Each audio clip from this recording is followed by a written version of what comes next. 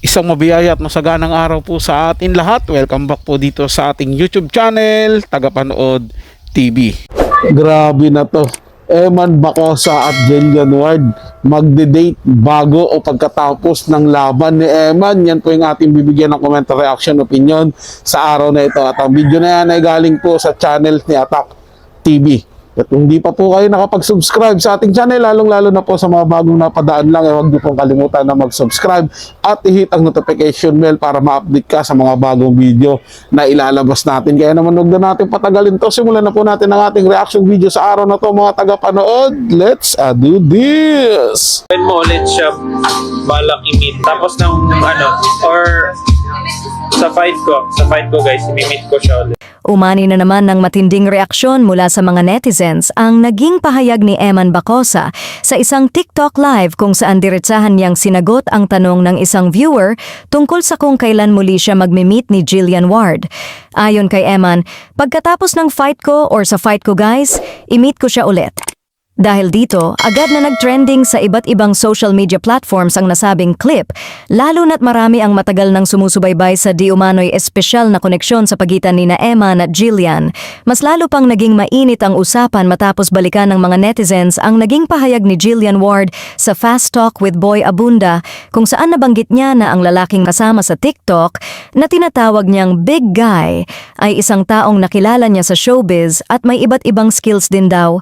Hindi man niya pinangalanan kung sino ang tinutukoy, marami ang kumbinsidong si Eman Bacosa ang lalaking ito.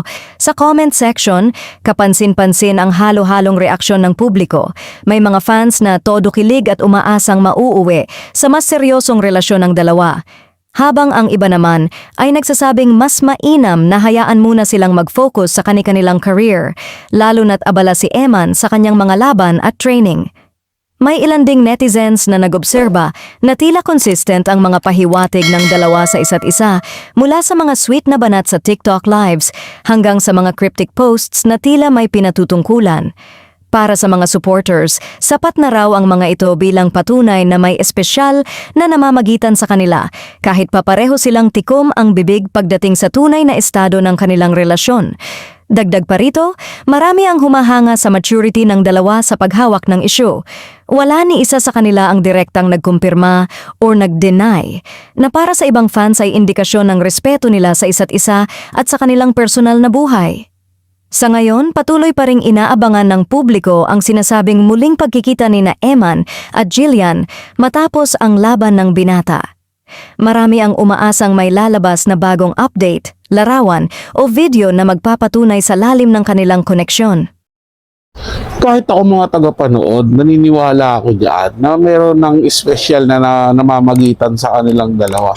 Doon pa lang sa unang pagkikita nila, yung tinginan nilang dalawa, there's something na talaga na alam kong mauwi sila sa malalim na pagkakilala hanggang sa relasyon na ganyan.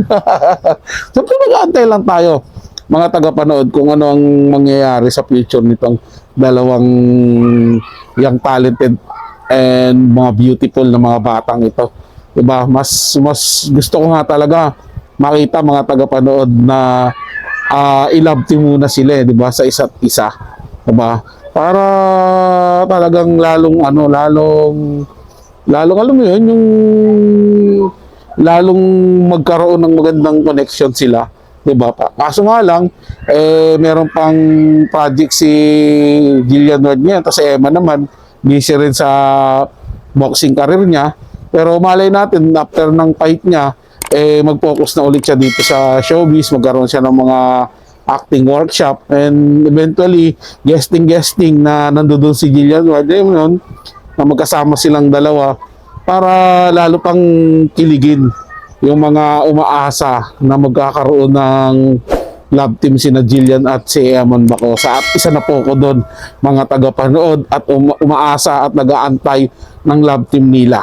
So kayo mga tagapanood, ano ang saloobin nyo? I-komento na yan sa ating comment section. Pag-usapan natin yan at pupusuan ko yan mga tagapanood. Sila po mga tagapanood, ito'y comment at opinion lamang, wala pong personalan. Paalam po at mabuhay po kayong lahat. Maraming salamat po sa inyong panonood.